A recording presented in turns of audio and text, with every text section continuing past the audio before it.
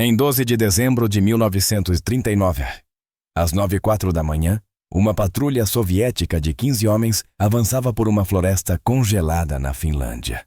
A temperatura era de 40 °C. Seus pesados casacos de lã estavam rígidos e o vapor da respiração se transformava instantaneamente em gelo sobre os cachecóis. Eles faziam parte do maior exército da Terra, o Exército Vermelho Invencível de Joseph Stalin, e estavam ali para esmagar uma nação de fazendeiros em uma guerra que em teoria deveria durar 10 dias. Eles estavam confiantes, barulhentos, seu equipamento tilintava e não viam ninguém. Estavam errados. O primeiro tiro foi um sussurro, um estalo seco que foi imediatamente engolido pela neve. O homem na retaguarda da patrulha simplesmente caiu. Nenhuma explosão, nenhum grito, ele simplesmente deixou de existir. O tenente na frente parou, virou-se e não viu nada. O segundo tiro veio 3 segundos depois. Os olhos do tenente voltaram para a frente exatamente quando seu operador de rádio 200 metros adiante desabou. Desta vez o tenente achou que tinha ouvido a bala um sibilar fraco logo antes do impacto. O pânico tomou conta. A patrulha se atirou por trás de montes de neve, mas a neve não oferecia abrigo. Era uma zona de morte. Os tiros continuaram. Crack, um homem tentando destravar a metralhadora, tombou sobre ela. Crack, um sargento que apontava uma direção, caiu para trás. Crack, crack, crack. Em menos de 3 minutos, 12 homens estavam mortos. Os 3 sobreviventes apavorados não correram. Ficaram imóveis na neve por 4 horas rezando para não serem os próximos. Quando finalmente rastejaram de volta para suas linhas, o relatório deles não fazia sentido. Não havia clarão de boca de fogo, nem som de uma equipe de atiradores, nem sinal de onde vinham os disparos. Era um fantasma, um Blaya Smirte, a morte branca. O que aqueles soldados não sabiam, e o que todo o comando do Exército Vermelho estava prestes a descobrir, era que esse fantasma não era uma entidade sobrenatural. Era um fazendeiro de 33 anos. Um homem tão discreto e silencioso, que mal chegava a 60 milímetros de altura. Um homem que acabara de declarar uma guerra de um só homem contra um império inteiro usando um truque tão simples e contraintuitivo que mudaria as regras da guerra moderna. Esta é a história de Simo Häyhä e das modificações simples e esquecidas que o transformaram no atirador de elite mais mortal da história. Para entender como um único fazendeiro pôde aterrorizar um exército primeiro, é preciso entender a guerra, uma guerra que não deveria ter sido possível, um verdadeiro Davi contra Golias. Em novembro de 1939, Joseph Stalin olhou para o seu vizinho, a Finlândia, e apresentou suas exigências. Queria terras-ilhas e bases militares. Via a Finlândia como uma zona de amortecimento, um quebra-molas contra uma futura invasão alemã. Os finlandeses, liderados pelo Marechal Carl Gustaf Emil Mannerheim, recusaram e Stalin ficou furioso. Em 30 de novembro de 1939, após uma operação de falsa bandeira conhecida como o Bombardeio de Manila, a União Soviética invadiu. Os números não eram apenas desequilibrados, eram uma piada. O Exército Vermelho atravessou a fronteira com 1 milhão de soldados. Os finlandeses tinham 300 mil, em sua maioria milicianos de meio período. Os soviéticos trouxeram 6 mil tanques, os finlandeses tinham 32. Os soviéticos dispunham de 3 mil aeronaves, os finlandeses 114. O mundo observava com pena. A revista Time escreveu que a Finlândia estava condenada.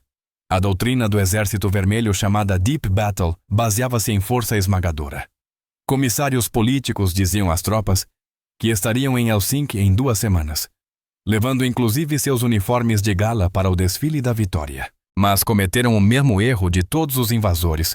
Olharam apenas para os números no mapa e não para o mapa em si. Eles estavam invadindo no inverno, o inverno mais profundo, e um país que era 70% floresta. Os finlandeses tinham uma palavra para seu espírito nacional Sisu, uma mistura de coragem teimosa e determinação fria. Sabiam que não podiam vencer uma guerra convencional nem parar o Exército Vermelho. Então não lutariam de forma convencional. Não enfrentariam os soviéticos tanque contra tanque. Deixariam os tanques avançarem até os lagos congelados e quebrariam o gelo com artilharia. Deixariam as enormes divisões soviéticas rastejarem por estradas estreitas na floresta e então as cortariam. Tropas de esqui finlandesas vestidas de branco, silenciosas e invisíveis, surgiriam das árvores, destruiriam cozinhas de campanha, matariam oficiais e desapareceriam. Chamavam isso de táticas MOT, cortar longas colunas soviéticas em pequenos blocos digeríveis e deixar o frio fazer o verdadeiro trabalho. O frio era o maior aliado dos finlandeses. A 40 Dajia, as motores, congelavam a graxa dos tanques, endurecia como concreto, e os soldados soviéticos com uniformes verde-amarronzados, inadequados, destacavam-se como pontos pretos sobre o branco da neve. Milhares morreram congelados muitas vezes em pé com os fuzis grudados às mãos pelo gelo. Esse era o pesadelo no qual o Exército Vermelho havia entrado. E no meio desse inferno na linha de frente do rio Kola, estava um pequeno fazendeiro silencioso Simo Reiha, que não era um soldado de carreira, mas um camponês da aldeia de Hautjärvi, próxima da nova fronteira. Ele era um fazendeiro e também um atirador premiado da Guarda Civil local. Quando a guerra começou, tinha 33 anos e foi designado para o 304º Regimento de Infantaria. Ao ver os invasores soviéticos despejando-se sobre sua terra natal, sentiu aquele sisu. Mas também possuía uma habilidade rara. Não era apenas um bom atirador, ele compreendia a ciência de atirar no frio, melhor do que os engenheiros que escreviam os manuais. Quando recebeu seu fuzil, era um M28-30 finlandês, uma variante do antigo Mosin Nagant russo. Era confiável, preciso e tinha miras de ferro padrão. Seu comandante lhe ofereceu um novo rifle com uma moderna luneta soviética PE-4. As lunetas eram o futuro, permitiam ver o inimigo de perto e ampliar o alvo. Todo atirador de elite do Exército Vermelho, do Exército Alemão e do Americano queria uma luneta. Simo Reiha recusou. Essa foi sua primeira modificação ilegal, sua primeira quebra de doutrina. Para seus superiores parecia loucura. Para Simo era pura lógica. O problema não era o rifle, era o frio. Simo sabia de 3 coisas que as escolas de atiradores ainda não tinham aprendido. Primeiro, uma luneta reflete brilho. A lente de vidro, mesmo sombreada, captava o sol baixo do inverno, criando um pequeno lampejo de luz visível, e 500 metros naquela paisagem branca congelada. Um único reflexo significava morte. As miras de ferro do seu M28-30 eram apenas metal escuro sem brilho, sem morte. Segundo, a luneta embaça. O frio extremo, combinado com o calor do olho humano pressionado contra ela, criava instantaneamente uma névoa opaca na lente. Você levantava o rifle, via apenas branco, precisava limpar. E nesse tempo o alvo já havia sumido. Ou pior, já tinha visto você. Terceiro, a luneta obriga o atirador a levantar mais a cabeça. Para enquadrar o alvo, o sniper tinha de erguer alguns centímetros a mais do que alguém usando miras de ferro. E num campo plano coberto de neve. Esses poucos centímetros significavam a diferença entre ser o caçador ou o alvo. Simo manteve suas miras de ferro. Sabia que sua zona letal era entre 150 e 400 metros. Não precisava de ampliação. Passara a vida atirando em pinhas e orelhas de raposa em sua fazenda. Precisava apenas de confiabilidade. Mas esse foi apenas seu primeiro truque. Os outros seriam ainda mais simples e brilhantes. O Exército Vermelho estava aprendendo. Seus franco-atiradores caçavam os finlandeses procurando 2 sinais. O primeiro era o clarão do disparo. Quando um rifle de alto calibre é disparado, levanta neve diante do cano um pequeno puff branco que para um contra-atirador treinado é um enorme atire aqui. A solução de Simo. Ele não apenas encontrava um lugar, ele construía sua posição. Passava 1 hora socando a neve à frente do rifle, despejava água e deixava congelar até formar um bloco sólido de gelo. Quando disparava, o bloco absorvia todo o clarão. A neve não se movia. Não havia puff, só silêncio. O segundo sinal que procuravam era o vapor da respiração. E 40 days da gas. O ar quente humano paira no ar como uma nuvem de fumaça. Um atirador deitado respirando com tensão era praticamente um sinalizador. A solução de Simo foi tão simples quanto genial, mantinha a boca cheia de neve. Deitava-se em seu ninho congelado por horas com uma bola de neve sob a língua. E isso resfriava sua respiração dentro do corpo. Quando exalava o ar, já estava na mesma temperatura do ambiente, sem névoa, sem fumaça, sem sinal. Pense nisso.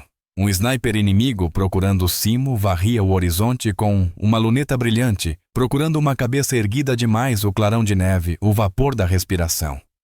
Simo Heiha não tinha nada disso. Não possuía luneta que refletisse luz.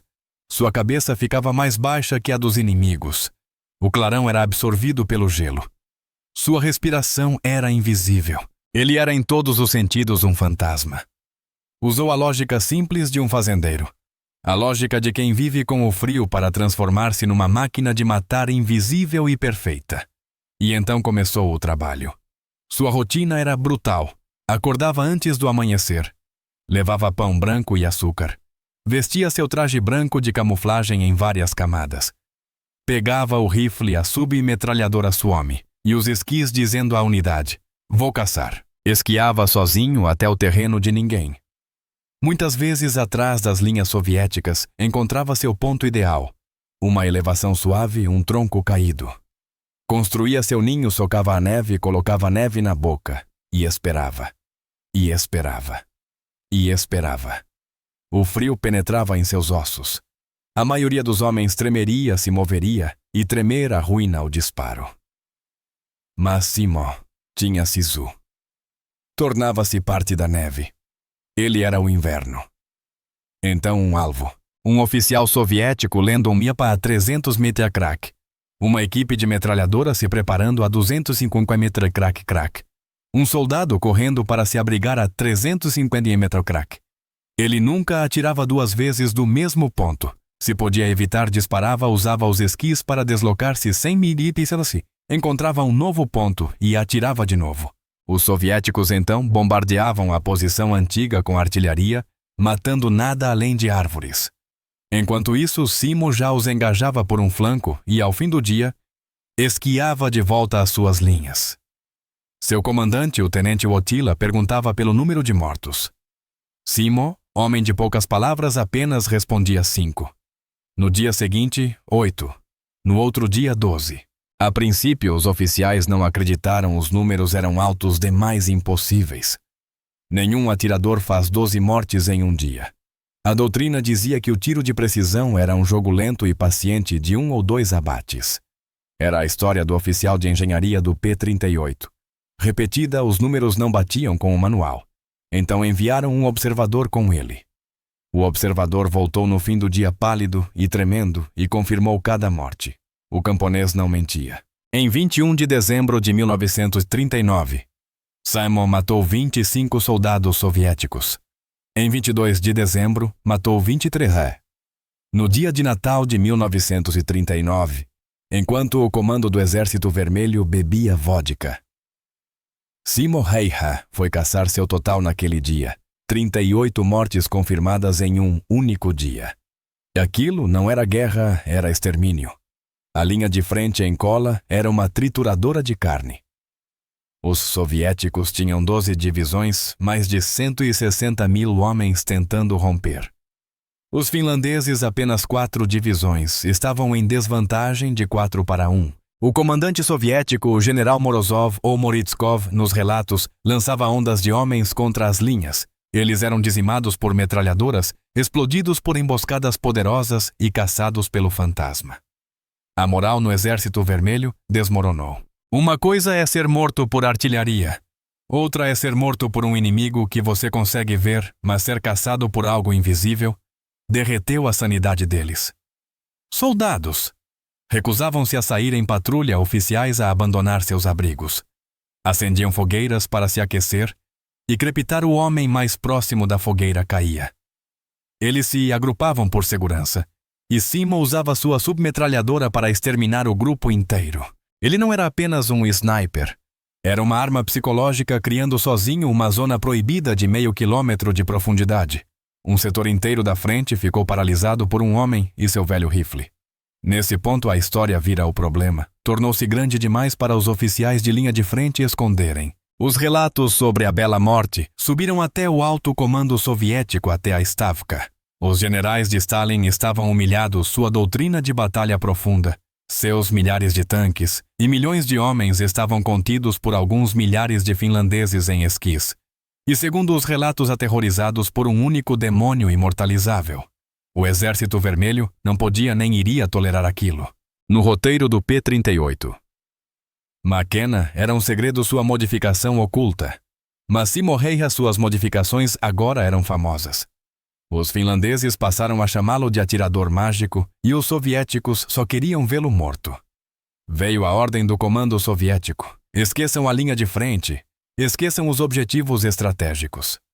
A prioridade número 1 no setor de cola era encontrar e matar esse fazendeiro finlandês. Pararam de enviar patrulhas regulares. Era desperdício de homens. E reuniram seus melhores. Primeiro enviaram suas próprias equipes de snipers, os melhores da escola de Moscou. Homens com fuzis de alta tecnologia e miras novas. Homens que treinaram a vida inteira para aquilo. Simo os caçou, eles encontravam um ponto, a luneta brilhava, e Simo a 400 metros dava um único tiro com mira de ferro atravessando a luneta, e o olho um a um ele os matou. Não funcionou. O problema só piorou. Então, escalaram: se os snipers não o matavam, usariam artilharia. Surgiu uma nova tática sempre que um soldado era abatido por um único tiro. Todo o setor era coberto por fogo pesado de morteiros e artilharia, centenas de projéteis, sobre uma posição suspeita. Simo foi atingido por isso. Um dia, sua posição recebeu mais de 100 granadas. As árvores ao redor foram fragmentadas. O chão virou lama negra. Quando a barragem cessou, seu comandante o declarou morto. 1 hora depois, Simo caminhou de volta ao abrigo coberto de terra, o traje branco rasgado com alguns estilhaços pelo corpo. Apenas acenou para o companheiro e disse: "Eles foram barulhentos hoje." E voltou a sair. O Exército Vermelho estava agora obcecado, desesperado. Aquele fazendeiro, esse fantasma de 1,60 mm, ria de sua tecnologia, de seus números, de seu poder. Matara seus melhores snipers, sobreviver à artilharia, tinham de tentar algo novo. No final de fevereiro de 1940, o comando soviético em Kola reuniu um pelotão especial de contra-snipers. Não um homem, não uma equipe, um pelotão 30 dos melhores atiradores apoiados por metralhadoras com uma missão única: caçar a morte branca. Não voltarem enquanto ele não estivesse morto.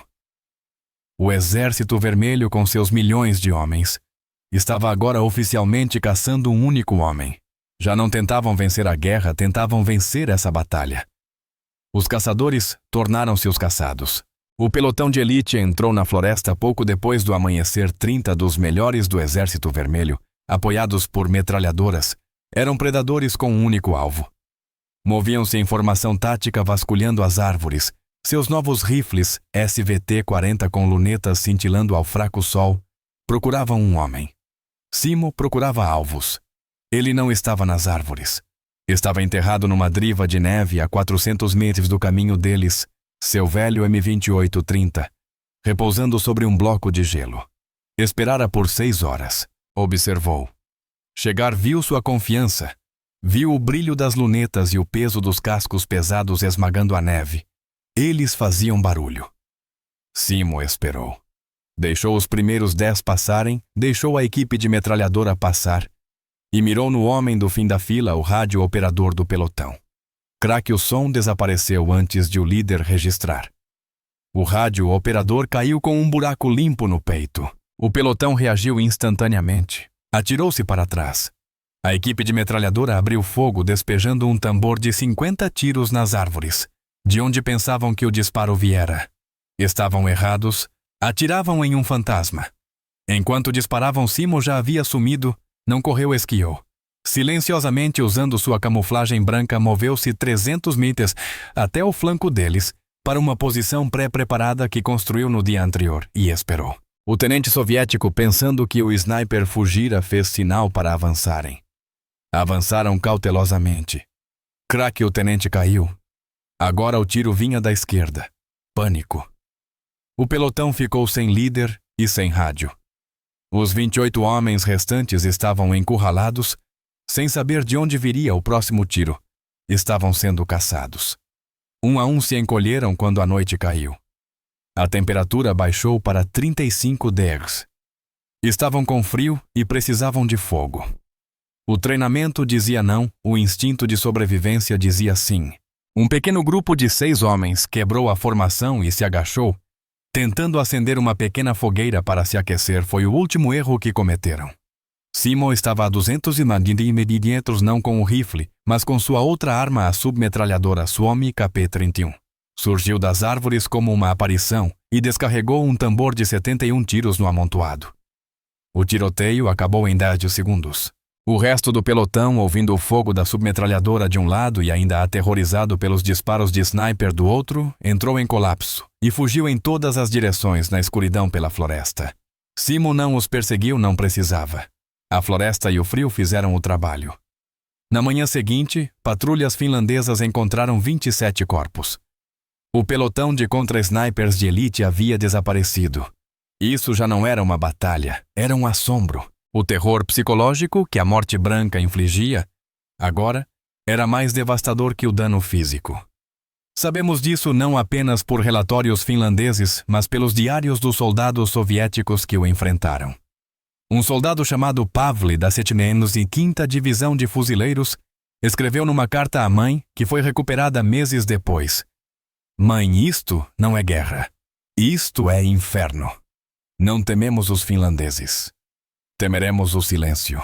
Em nossa doutrina, silêncio significa paz. Aqui, silêncio significa que ele está observando. Quando a artilharia para nossos corações param com ela, sabemos que ele está lá fora. Sabemos que ele está olhando para nós. O silêncio é a Morte Branca." Pavli descreveu as regras de sobrevivência na frente de Kola. Regra 1. Nunca acenda uma fogueira. Os finlandeses dizem: Kola resiste a menos que os homens recebam ordem para acender fogueiras. Sabemos disso. Preferimos congelar. Regra 2. Nunca corra para socorrer um homem ferido. Quando alguém grita, é uma armadilha. O fantasma observa o corpo, espera o médico, espera um amigo. Deixamos nossos amigos morrerem ou morremos com eles. Regra 3. Nunca se agrupe, mas nunca ande sozinho. Ambos são morte. Mãe, não tenho medo de morrer. Tenho medo de esperar para morrer. Esse foi o efeito em cascata dos pequenos truques de Simon. Recusar a luneta que brilha, o bloco de gelo que esconde o clarão do disparo, a bola de neve na boca que oculta o vapor da respiração, não eram apenas táticas, eram tortura psicológica. Ele havia removido sistematicamente todo o sinal de que um ser humano o caçava. Tornara-se uma força elementar invisível do próprio inverno. Ele era o frio. Ele era o silêncio. Ele era a Morte Branca. O comando soviético estava agora em pânico total. Seus snipers de elite haviam falhado seu pelotão de contra-atiradores, fora aniquilado suas barragens de artilharia, haviam sido inúteis e seus soldados da linha de frente estavam à beira da revolta. Toda a frente de Kola, um objetivo estratégico vital, estava paralisada não pelo exército finlandês, mas pela lenda de um único fazendeiro. Os generais de Stalin tinham uma última opção desesperada. Se não se pode matar o homem com precisão, mata-se tudo com força bruta. A ordem foi dada à remoção por quadrícula. O Exército Vermelho já não mirava em nada específico. Planejava apagar sistematicamente toda a floresta, 1 quilômetro quadrado por vez. Trouxeram suas armas mais pesadas, obuses de 100 mm morteiros pesados, e pararam de esperar por um ataque finlandês. Passaram a se atirar o dia todo, a noite toda, transformando as florestas brancas de Kola num cenário negro e estilhaçado como a superfície da lua. Os finlandeses chamaram aquilo de Holocausto de Kola. Disparavam dezenas de milhares de projéteis por dia. Simo Häyhä continuava caçando. O bombardeio tornava o trabalho mais difícil, mas também mais fácil. O som das explosões constantes abafava o barulho do seu próprio rifle. Movia-se entre as crateras, um fantasma numa paisagem devastada. Seu número de mortes continuava subindo, 200, 300, 400. No início de março de 1940, em menos de 100 dias, sua contagem oficial confirmada de abates era de 505 soldados inimigos. Um batalhão inteiro morto por um homem usando miras de ferro. E isso nem incluía os mais de 200 que ele abateu com sua submetralhadora Suomi. Ele era sem dúvida o soldado mais eficaz da terra. O alto comando finlandês reconheceu isso. Promoveu-o de cabo a segundo-tenente, a promoção de campo mais rápida da história da Finlândia, e presenteou-o com um rifle cerimonial personalizado, um saco M.I.J. 830, gravado com seu nome. Ele era um herói nacional. O Exército Vermelho, por sua vez, só queria vê-lo morto. Em 6 de março de 1940, ausente-mesmo dia da guerra, os soviéticos lançaram sua ofensiva final e desesperada em Kola. Simo estava em sua posição como todos os dias, mas desta vez não era uma caçada silenciosa, era uma batalha em larga escala. Atirava o mais rápido que podia, recarregava, atirava de novo. Já havia matado vários homens naquela manhã. Os soviéticos sabiam aproximadamente onde ele estava e vinham martelando seu setor com morteiros desde cedo. No meio do caos, um soldado soviético, um contra-sniper, teve sorte. Nunca saberemos seu nome, nem se mirava em Simo, ou se foi apenas um disparo aleatório no meio da confusão. Mas ele não disparou uma bala comum, era uma bala explosiva. Simo Reiha alinhava seu próximo tiro quando o projétil disparado de 300 metros atingiu-o diretamente no rosto. O impacto foi catastrófico. Simo não sentiu dor, apenas um baque, e depois o frio. Sua visão ficou branca. A boca se encheu de líquido quente e dentes quebrados. Tentou respirar, não conseguiu. A bala entrara por sua bochecha esquerda e explodira dentro da boca, destruindo a mandíbula superior e inferior, arrancando a bochecha e devastando todo o lado esquerdo do rosto. Caiu na neve inconsciente, sangrando. Seus companheiros que lutavam por perto viram-no cair e correram até ele, esperando encontrar o corpo do herói. O que viram foi um pesadelo. Um soldado recordaria depois metade da cabeça dele estava faltando. Recolheram o corpo, não respirava, não tinha pulso. O homem que se tornara uma lenda, o homem que detivera um exército estava morto. A morte branca havia caído. Levaram seu corpo para uma pilha de finlandeses mortos na retaguarda, um necrotério improvisado. O fantasma, enfim, desaparecera. A guerra estava quase no fim. O Exército Vermelho finalmente começava a romper as linhas. Mas, para Simo, uma nova guerra, uma batalha dentro do próprio corpo destruído estava apenas começando. Um soldado que passava pela pilha de corpos viu uma perna se mover. Parou. Olhou mais de perto. O homem sem rosto ainda estava vivo. Seu nome era Simo Reiha, e ele não estava morto. Encontraram-no uma semana inteira depois de baleado. Ele recobrara a consciência no meio da pilha de cadáveres. Sua mandíbula havia sumido, sua bochecha também, mas seu sisu, sua coragem obstinada, permanecia intacto. Foi levado às pressas para um hospital de campanha. A guerra terminou poucos dias depois, em 13 de março de 1940. Simo estava inconsciente durante a assinatura do Tratado de Paz. Permaneceu inconsciente quando os canhões finalmente silenciaram na frente de Kola, uma frente que, apesar de todo o custo, nunca cedeu. A Guerra de Inverno chegava ao fim. No papel, a Finlândia perdera, foi forçada a assinar o Tratado de Paz de Moscou e ceder 11% de seu território. Mas o Exército Vermelho havia sido humilhado. A vitória de 2 semanas de Stalin transformara-se num pesadelo de 105 dias. O exército invencível, com milhões de homens e milhares de tanques, fora contido até a exaustão por uma nação de fazendeiros sobre esquis. Eles sofreram mais de 1 milhão de baixas. Perderam mais de 3.500 tanques e 600 aeronaves. E foram aterrorizados, paralisados e psicologicamente destruídos por um único homem, um fazendeiro de 1,60 pm com um rifle velho. Este foi o verdadeiro efeito em cascata, o fio de piano que mudou toda a guerra, porque Joseph Stalin não era o único observando. Em Berlim, Adolf Hitler acompanhava o fracasso patético do Exército Vermelho na Finlândia. Ele via um exército mal comandado, mal equipado e apavorado por alguns fantasmas na neve. O terror que Simo Reiha infligiu, aquele pequeno truque de usar miras de ferro e neve, ajudou a convencer Hitler de que a União Soviética era uma estrutura podre que desabaria com um único chute. Um ano depois, Hitler lançou a Operação Barbarossa, a invasão da Rússia. Muitos historiadores argumentam que se o Exército Vermelho não tivesse parecido tão fraco na Finlândia, se homens como Simo Häyhä não tivessem exposto cada falha soviética, Hitler talvez nunca tivesse ousado invadir. Os 505 homens que Simo matou foram apenas o começo. O medo que ele criou mudou a história.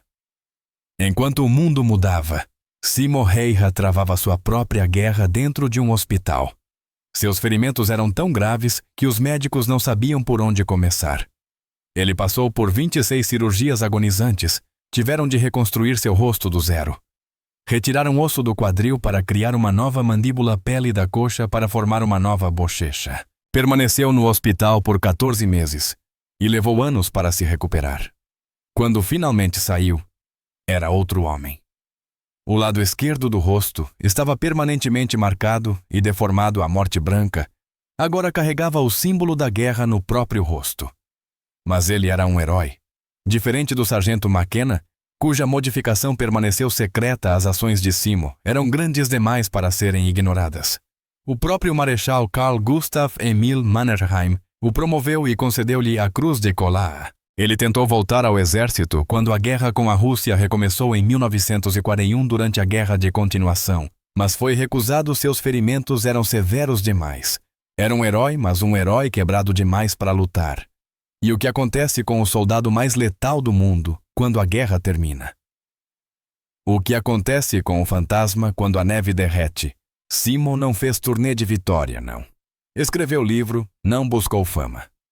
Fez o que o fazendeiro dentro dele sempre soube fazer, voltou para casa. Recebeu uma pequena fazenda em uma nova cidade, já que sua antiga terra ficara em território soviético. Passou os 50 anos seguintes fazendo exatamente o que fazia antes da guerra. Criou cães de caça e tornou-se um dos mais bem-sucedidos caçadores de alces da Finlândia. Sua habilidade, seu sisu, seu entendimento da natureza nunca o abandonaram.